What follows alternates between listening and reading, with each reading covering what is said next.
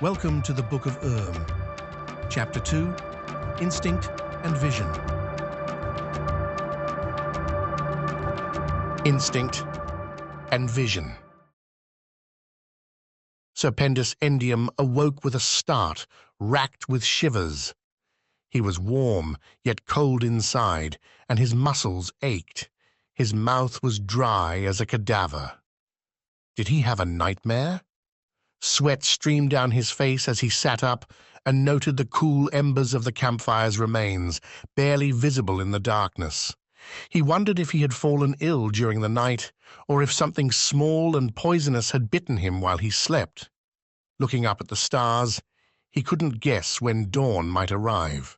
He swallowed hard and tried to reflect on his dreams as if they held answers to his present condition, but he could not conjure anything. Then, in the hush between breezes, something tickled his ear. He heard the faintest of sounds, like little whispers in the shifting air currents of the deep night. He could not make out their words, nor could he place where they came from, but they chiseled at his mind like little fingers in soft clay. Quietly, unsteadily, he rose from his blanket and shivered again, looking around for the source of the strange voices and swatting at the sides of his head as if harassed by insects. He gathered his weathered robes close around him and peered into the night, folding his arms tightly around his torso. His old eyes slowly roamed the enshrouded plains and stopped at the rise of the nearby shadowed mountains. There. The voices came from over there, from those mountains. He looked around the camp and found Piecora fast asleep in her bedroll. He searched the skies, but could not find any sign of Hero. But then his eyes caught a glimpse of Viridraluna, the green moon, one of the 3 moons of Urm, now just a thin sliver hanging low in the sky. Many cultures saw the green moon as a doom that beckoned evil deeds and ill portents, and Canonians were no exception. Serpendus was often in conflict between his own superstitious upbringing and his academic adulthood. Thus, the sight of the green moon gave him pause, despite himself.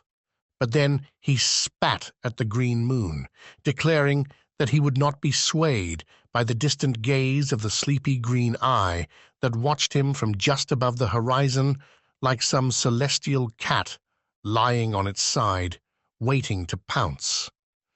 Gathering his tattered robes, Serpendus made his way softly through the tall grass toward the very mountains Piecora had warned him about. This was his moment, his chance to make something out of this doomed adventure. It took him a little while to reach the rising foothills. Once there, he stooped down and began scrambling up the rocky slope. Towering monolithic stones broke through the soft earth, pushed upward from titanic forces ages ago. Roots and pebbles gave way beneath his struggles, making the going difficult for the elderly merchant. But a strange lust had taken over him, and his own self-awareness faded as he climbed onward. The voices filled his mind now, and he was certain that they were coming from somewhere within these mountains. He could almost taste his fortune nearby, some treasure or remarkable discovery, and he had an overwhelming feeling that something here would finally change his miserable luck. He was never one to forgo an opportunity if he anticipated one, regardless of how questionable the likelihood of a positive outcome might be. He considered himself to have a touch, a knack, for finding value in unexpected places and people. Instinct, he muttered to himself as he clawed his way along the roots of the mountains, his head swimming. And vision. You and I are not so different, Cienyan. We are both survivors, but you lack vision. Sleep away this night, and let me learn of the secrets within these mountains. Then, perhaps I may teach you of my discoveries, for a price.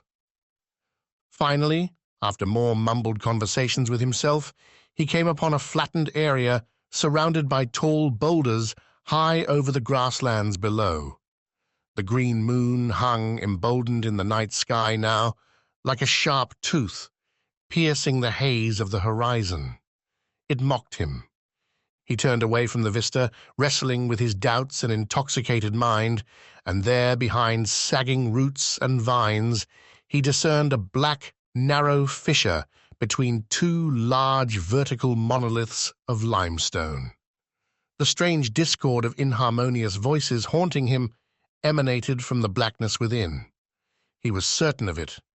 He stared in dumb fear and curiosity, tilting his head slightly and furrowing his brow while approaching the dark, narrow fissure.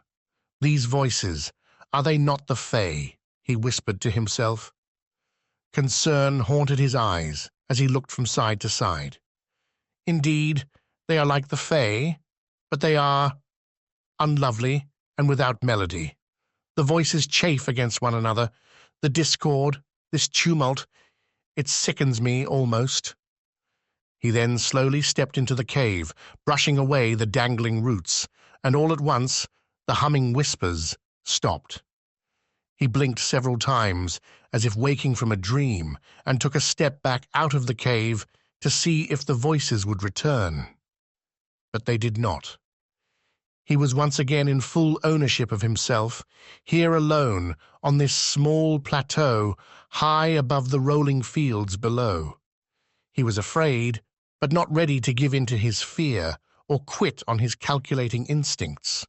He had come too far by now, and the Sienyan would never let him hear the end of it if he returned to camp, wherever that may be.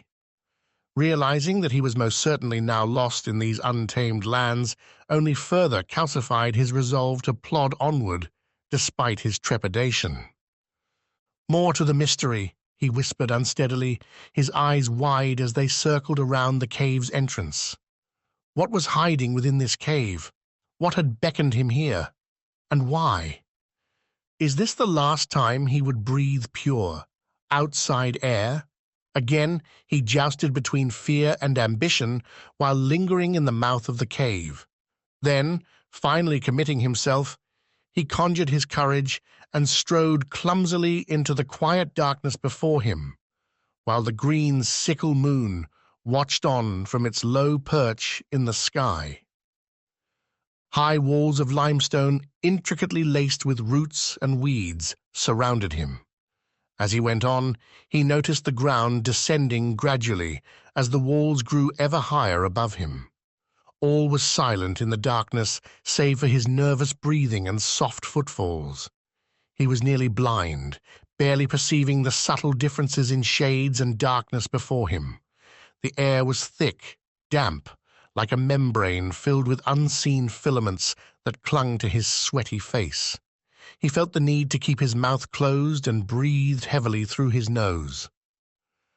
Slowly, he made his way through the stagnant darkness, feeling his way along the walls, plodding through mud and sloshing in pools of murky, cool water.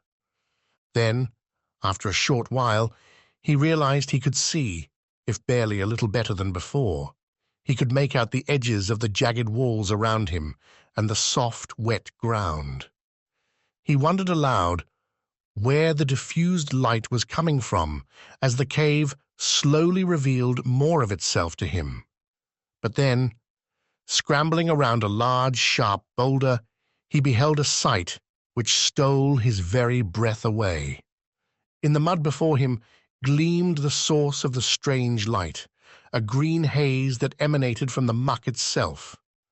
But as he looked closer, he found tiny gems of all hues of green and amber growing from the earth.